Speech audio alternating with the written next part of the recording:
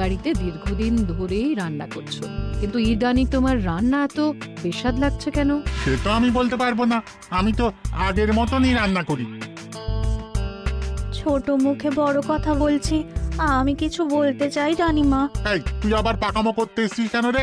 তোকে কি রানীমা ডেকেছেন নাকি? আহ, কি বলতে চাইছে শুনেই দেখি না, বলো। রানীমা, এখন আর রাঁধুনি ঠাকুর আগের মতো যত্ন নিয়ে রান্না করেন না। রান্নাঘরে পড়ে পড়ে ঘুমোয় আর তাড়াহুড়ো করে কোনো রকমে রান্না করে দেন। একদম বাজে কথা বলবি না। বাজে কথা না রানীমা, শিলনোড়ায় বাটতে ওনার কষ্ট হবে বলে আজকাল রাঁধুনি ঠাকুর শুধু জিরে ফোড়ন দিয়ে রান্না করেন। এত বেতন দিয়ে তোমাকে রাখা হয় কি এই ফাঁকিবাজির জন্য? কি মানে ভুল হয়ে গেছে। এর যদি এই ভুল করার ইচ্ছে হয় তাহলে তল্পি তল্পা গুটিয়ে বাড়ি গিয়ে ভুল করো, মনে থাকবে? মনে থাকবে মহারাজ। কি হচ্ছে বলো তো রানী? সকালে বাগানে পায়চারি করছিলাম, দেখি মালি একটা গাছেও জল দেয়নি। এই গরমে জল না পেলে যে গাছপালাগুলো মরে যাবে। সবাইকে এবার মনে হচ্ছে বলে বলে কাজ করাতে হবে।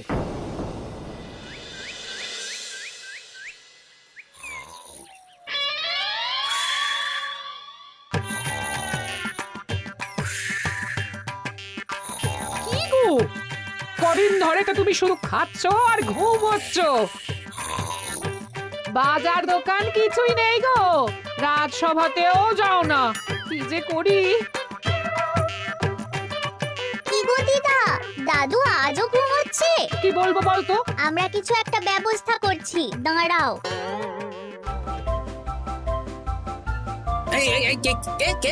ওঠো দাদু, আর কত ঘুমে? কুড়েমির একটা সীমা থাকে। ওঠো বলছি, ওঠো, ওঠো না। আহ, আমি বুঝতে পারছি বাড়ির কাজ, বাজার দোকান এসব না করার জন্য তুমি পড়ে পড়ে ঘুমোচ্ছ। দাদু কাজে ফাঁকি দিচ্ছে দিদা। দে পুটি, আর সরসরি দে দে।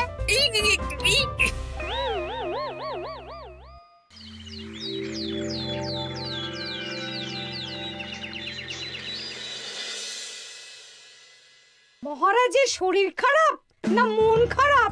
মহারাজ এরকম চুপ করে ঘুম মেরে থাকলে তো রাজপাট সব উঠে যাবে। কিছুই বুঝতে পারছি না। মহারাজ আছেন চুপটি করে, নেই যে মুখে শব্দ। ফাঁকি দিলে এবার তাকে করব আমি জব্দ। অনেক শুয়েছি, আর নয়। মহারাজ, কে ফাঁকি দিচ্ছে? আমি তো ফাঁকি দিই না। পণ্ডিত, তুমি দিচ্ছ নাকি ফাঁকি? না না, বৈদ্য। আমি ফাঁকি দিলে সবাই ওই রোগে ভুগে মরে যাবে। আমি তো রোজ সময়ই রাজসভায় আসি, তাহলে আমি বলছি আসল কারণ। রাজবাড়ির রাঁধুনি ফাঁকি দিচ্ছে, আর 3 দিন ধরে রাজসভায় গোপাল বেপাত্তা। হ্যাঁ, এই গোপাল বেটাই আসল ফাঁকিবাজ। ওকে বরখাস্ত করে দিই। গোপালকে যদি বরখাস্ত করা হয় তাহলে বিপদে আপদে মহারাজের পাশে দাঁড়াবে কে? অসময় মহারাজ বুদ্ধি পাবেন কার কাছে? এই সুযোগ, এই সময় গোপালকে মহারাজের চক্ষুশূল করতে হবে, তাহলে আমি একেবারে জেঁকে বসতে পারবো। মহারাজ, গোপাল ঠিক কতটা ফাঁকিবাজ হয়ে উঠেছে তার কোনো ইয়ত্তা নেই। হ্যাঁ বলুন তো। বেটা গোপাল কোনোদিন সঠিক সময়ে রাজসভায় আসে না, কোনো দিন তো আসেই না, যেমন আজকেও আসেনি। আর না এলে মহারাজকেও কারণটা জানায় না। আপনাকে সম্মান করা তো দূরের কথা, কোনো ভ্রুক্ষেপই করে না। এটা কিছুটা হলেও মন্ত্রী মশাই ঠিক কথা বলছেন। হ্যাঁ, এ তো একদম সঠিক কথা। ঠিক বলেছ। প্রহরী, প্রহরী, বলুন মহারাজ। তুমি আরেকজনকে সাথে নিয়ে এক্ষুনি গোপালকে তুলে নিয়ে এসো। আচ্ছা মহারাজ। বলি, তুমি আজকেও রাজসভায় কামাই করবে? অর্ধেক দিন কামাই করলে বেতন কাটা যাবে গো। গিন্নিমা, গোপালকে মহারাজ ডাকলেন। ওই দেখো, রাজবাড়ি থেকে প্রহরীও ডাকতে এসেছে। ওহ, মহারাজের আদেশ না শুনলে তোমাকে তুলে নিয়ে যেতে বাধ্য হব। আরে দাঁড়িয়ে দেখছিস কি? তুলে নিয়ে চল। ঠিক বলেছিস, তুই হাত ধর আর আমি পা ধরি। আমরা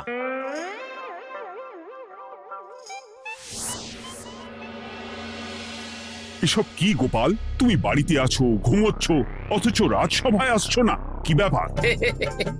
আগে মহারাজ, মস্তিষ্ককে বিশ্রাম দিয়ে বুদ্ধি বাড়াচ্ছিলাম। অনেক ব্যবহার হয়েছে তো, তাই একটু বিশ্রাম দরকার আর কি। আমার পুরো রাজসভাটাই ফাঁকিবাজ। আমি সবাইকেই বিদায় করব, আর গোপালকেও।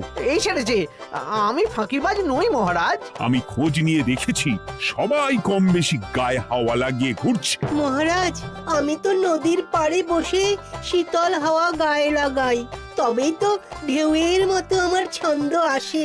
কেউ ফাঁকিবাজ না মহারাজ, আসল ফাঁকিবাজ গোপাল। মহারাজ, আমি যদি দরকারে আপনাকে বুদ্ধি দিয়ে ফাঁকা সময়ে বিশ্রাম দিয়ে ফাঁকিবাজ হই, তাহলে মন্ত্রী মহা ফাঁকিবাজ। কারণ মন্ত্রীর কাজ রাজাকে বুদ্ধি দেওয়া, তা তিনি করেন না বলেই আমাকে দরকার পড়ে। আমি তো ভাঁড়, আমি শুধু হাসাবো, এটাই আমার কাজ। তাতে কি, সেনাপতিও তো সেনাপ্রধান, ও কি যুদ্ধ করে?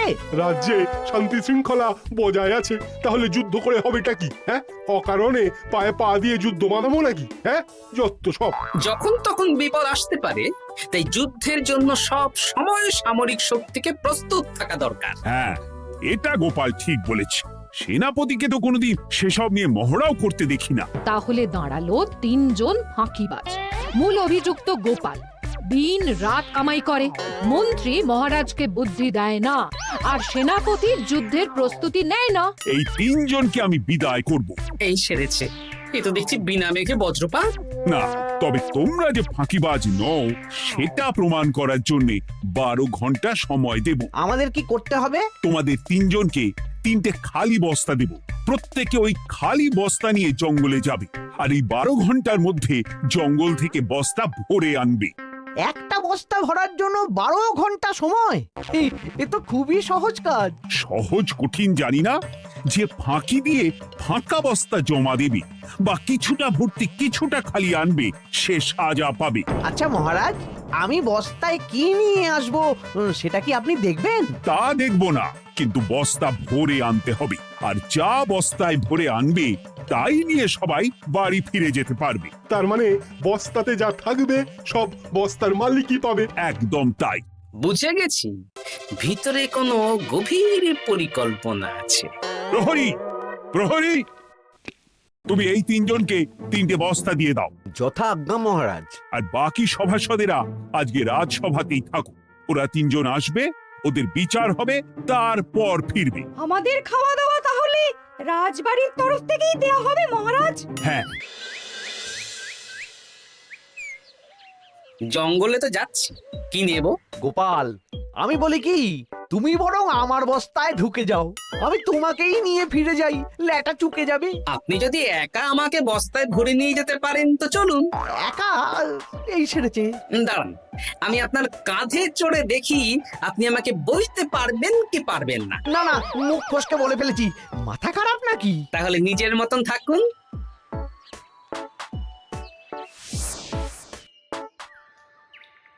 এমন কি বা আছে এই জঙ্গলে? আমার কাজে লাগার মতন তো কিছুই দেখতে পাচ্ছি না। ওই তো ওই দিকটা একটু ছায়া আছে বেশ, ওই গাছের নিচে গিয়ে বিশ্রাম নি। সেনাপতি, অত চিন্তা ভাবনা করার কিছুই নেই। মহারাজ তো আর দেখবেন না আমরা বস্তায় কি ভরে নিয়ে যাব। 12 ঘন্টা অনেক সময়।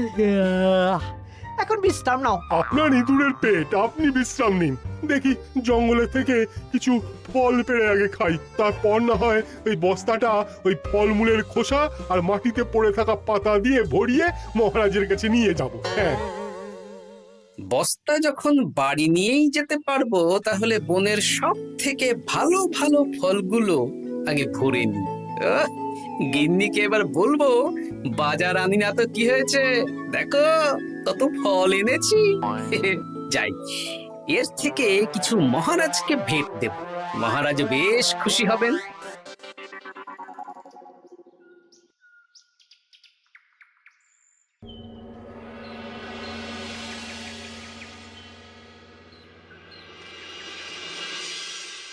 উফ, এই এত বড় জ্বালার মতো পেটখানা নিয়ে এই পেল্লাই গাছে উঠবো কি করে?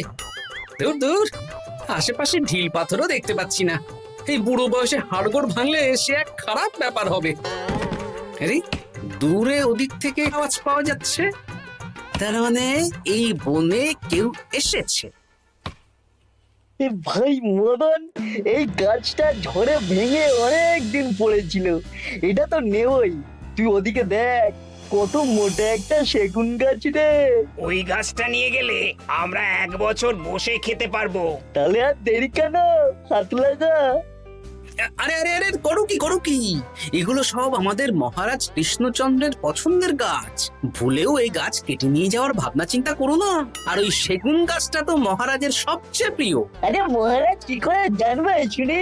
এই বনে তো তিনি ভুল করেও আসেন না। এই যে আমি আসি, আমি মহারাজের দূত।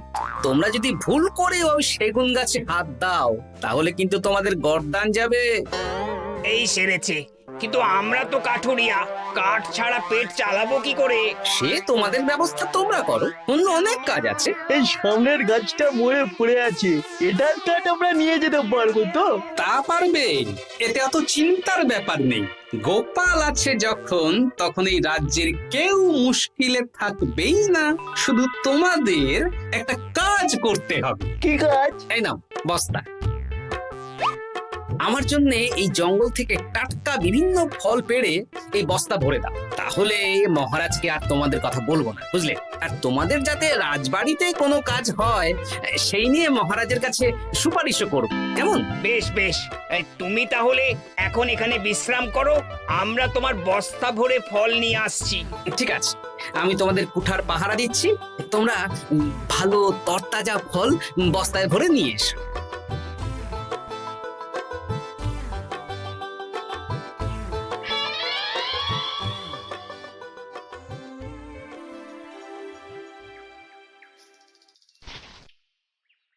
ব্যাস ব্যাস ব্যাস, আমার বস্তায় পাতা ভরা হয়ে গেল, এবার যেতে হবে। আমারও বস্তা ভরা হয়ে গেছে মন্ত্রী মশাই। হ্যাঁ, কটা ফল খেলাম আর কটা ভরে নিলাম, আর বাকি জঙ্গলের পাতা ভরে ফেলেছি। হ্যাঁ, আবার কি কি ভরেছি আর কি ভরিনি সেসব তো মহারাজ আর দেখতে যাবেন না। তাহলে আর দেরি কেন, চলুন হাঁটি হাঁটি পা পা করে এগিয়ে যাই। গোপালকে তো দেখতে পাচ্ছি না। ও বেটা যা কুঁড়ে, হয়তো এখানে এসেও ঘুমিয়ে পড়েছে। আবার কালকে সকালবেলা উঠবে।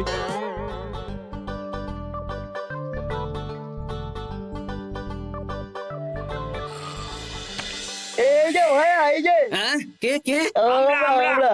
ও বলো, বস্তা ভরে এনেছো? হ্যাঁ, ভরে এনেছি। তাহলে চলো রাজসভায় যাই, তোমাদের একেবারে মহারাজের সাথে পরিচয়ও করিয়ে দেবো, আর কাজের ব্যাপারেও বলবো। চলুন। চলো চলো চলো।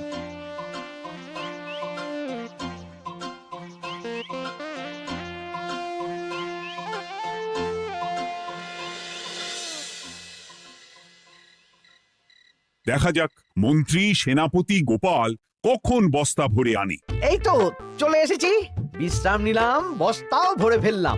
এই দেখুন মহারাজ, আমিও বস্তা ভরে এনেছি। বাহ, তোমাদের বস্তা দেখে তো মনে হচ্ছে খুব হালকা। হ্যাঁ, আপনি যখন আমাদের বস্তা ভরে কি এনেছি সেটা দেখবেন না, তখন অত খাটাখাটনি করে কি লাভ মহারাজ? কিন্তু গোপালের এখনো অবধি দেখা নেই, ও কি সোনা গয়না ভরে আনছে? গোপাল যা কুঁড়ে আর ঘুমকাতুরে, হয়তো জঙ্গলেও ঘুমিয়েই পড়েছে। মহারাজ, আপনি একটা কাজ করুন, আমাকে আর মন্ত্রী মশাইকে যুগ্মভাবে বিজয়ী ঘোষণা করে দিন, ব্যাস। এত তাড়া কিসের? বাবা বাবা বাবা বাবা, তোমরা তিনজনেই বস্তা ভরে এনেছো, আমি খুব খুশি। আমার কথা শুনে কাজ করেছো, তোমরা তিনজনেই বিজয়ী। এবার বাড়ি যাও যাও। গোপাল কি করে বিজয়ী হয় মহারাজ? এই বস্তা ভরে নিয়ে আসাতেও তো ওর ফাঁকিবাজি ধরা পড়ছে। কিসের ফাঁকিবাজি? এই যে দুটো লোক তোমার হয়ে বস্তা বয়ে আনলো, সে তো মহারাজ সহ আমরা সবাই দেখতেই পেলাম। তা তো ঠিক, গোপাল নিজে হাতে বস্তা ভরে আনেনি। মহারাজ বস্তা ভরে আনতে বলেছেন, আমি এনেছি, এখানেই কথা শেষ। আমি কাকে দিয়ে বস্তা ভরালাম, কে আমাকে সাহায্য করলো, সেসব তো কোনো শর্ত আরোপ করা ছিল না। কিন্তু পরীক্ষাটা তো কে ফাঁকিবাজ সেটা প্রমাণ করার পরীক্ষা। এখানে তো তুমি ফাঁকি দিলে গোপাল। এটাও ঠিক কথা, তাহলে গোপালের শাস্তি পাওয়া উচিত। মহারাজ, আপনার শর্ত ছিল সেই ফাঁকিবাজ বলে প্রমাণিত হবে যে বস্তা খালি আনবে। এইখানে আপনি একটা ছোট্ট ভুল করেছেন মহারাজ, বস্তায় কি আছে সেটা দেখবেন না আগেই বলে দিয়েছেন। তা তো বলেছি। আপনি নিশ্চয় জানেন, পাঠশালায় কিছু ছাত্রছাত্রী থাকে যারা পড়ার বইয়ে মুখ গুজে বসে থাকলেও পড়ায় তাদের মন থাকে না, মাথাতেও পড়া ঢোকে না, তাই সেই পড়া তাদের কোনো কাজে লাগে না। কি পণ্ডিত মশাই, এদেরকেই তো বলে ফাঁকিবাজ। বিলক্ষণ, এরাই ফাঁকিবাজ। ধন্যবাদ। তেমনি আমি যদি বলি সেনাপতি আর মন্ত্রীমশাই ওই ফাঁকিবাজদের মতনই ফাঁকি দিয়ে বস্তা ভরেছে, তাই ওদের বস্তা এত হালকা।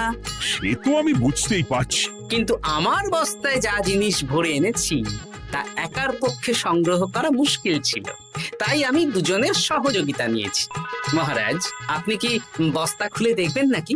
না না, আমি খুলে দেখলে আমার কথার খেলাপ হবে। এবার তো দেখছি আবার তিনজনের পরীক্ষা নিতে হবে। হ্যাঁ, নইলে প্রকৃত ফাঁকিবাজ কে সেটা প্রমাণ হবে না। কিন্তু ফাঁকিবাজ ধরার উপায় কি? মহারাজ, আমরা বরং আমাদের বস্তা নিয়ে বাড়ি না গিয়ে একদিন কারাগারেই থাকি, আর তাতেই প্রমাণ হবে এই বস্তায় সত্যি কি আছে যা আমাদের নিজেদের কাজে লাগবে। এটা ভালো বুদ্ধি। মহারাজ তখনই কারাগার থেকে আমাদের মুক্ত করবেন যখন আমরা আর থাকতে না পেরে ডাক দেব, আর যে আগে বেরোতে চাইবে সে সব থেকে বড় ফাঁকিবাজ, মানে যে আগু পিছু না ভেবে কাজ করে। বেশ, তাহলে তাই হোক। মহারাজ, কারাগারে শুধু জল ছাড়া আর কিচ্ছু দেওয়া হবে না, কারণ বস্তায় তো আর জল থাকতে পারে না। না না, তা কি করে হয়? শুধু জল? হ্যাঁ, আমি তো লোককে দিয়ে বস্তা ভরিয়েছি। আপনারা নিজে কি এমন কাজের জিনিস ভরেছেন সেটাই প্রমাণ হবে। বেশ, তাহলে তোমরা কারাগারে যাও। প্রহরী, ব্যবস্থা করো। আর এই দুজন কাঠুরিয়া বেশ কর্মঠ মহারাজ, যদি কোনো রাজবাড়ির কাজ থাকে এদের দিয়ে করাতে পারে। আমার বাগানের মালিটা খুব ফাঁকি দিচ্ছে, তাহলে ওদের সাথে কথা বলে নিচ্ছি। যাও যাও, তোমরা কারাগারে যাও।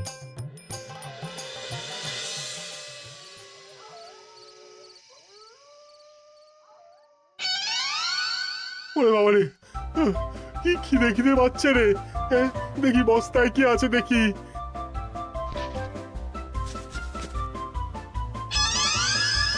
দু একটা পচা ফল, দেখি দেখি একটু ভালো আছে। এটা একটু ভালো আছে, এটাই খাই। এটাই খাই।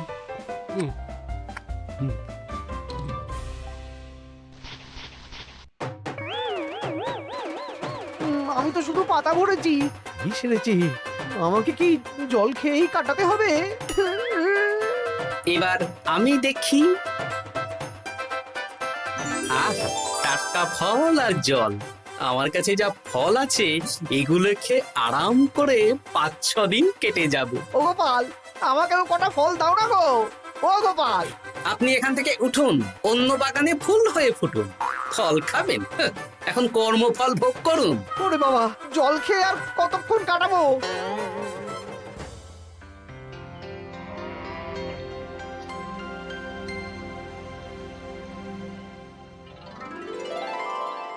উফ, পেটটা চুই করছে।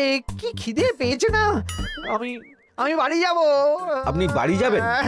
তাহলে বেরিয়ে আসুন, বেরিয়ে আসুন। বেটা গোপাল কায়দা করে এমন শর্ত দিতে বললো, পুরো ফেঁসে গেলাম। আমারও তো খাওয়ার মতন তেমন কিছু নেই, আমিও এখানে থাকবো না। আমি এখানেই আছি, ফল খাবো, জল খাবো, আর প্রকৃতির ডাক এলে একটু বাইরে যাব।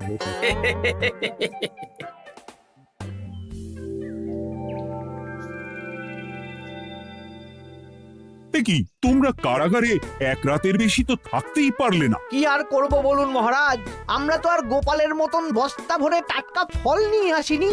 বেটা গোপাল আমাদের দেখিয়ে দেখিয়ে ফল খাচ্ছিল, অতি আমাদের খিদে আরো বেড়ে যাচ্ছিল। তাহলে এরা দুজনে তো হার মেনে নিল। গোপাল কি করছে? গোপাল খাচ্ছে আর ঘুমোচ্ছে। ওকেও নিয়ে এসো। আচ্ছা মহারাজ। একই মহারাজ, আমার তো এখনো বাইরে আসার ইচ্ছে হয়নি। কি আর করা যাবে, ওরা হার মেনে নিয়েছে, তার মানে তুমি জয়ী হয়ে গেলে গোপাল। আমার বস্তায় ভরে অনেক ফল এনেছিলাম, এখনো অনেক আছে। আপনি তাহলে বাকি ফলগুলো নিয়ে নিন। তাহলে তো এটাই প্রমাণ হলো গোপাল কাজের সময় ফাঁকিবাজি দেয় না, শুধু বুদ্ধি বাড়ানোর জন্য একটু বেশি ঘুমোয়। এই নাও গোপাল, তোমার উপহার। মহারাজ, আমি সময়ের কাজ সময়ে করি আর বাকি সময় একটু ঘুমাই। আমার এখন ঘুম দরকার মহারাজ।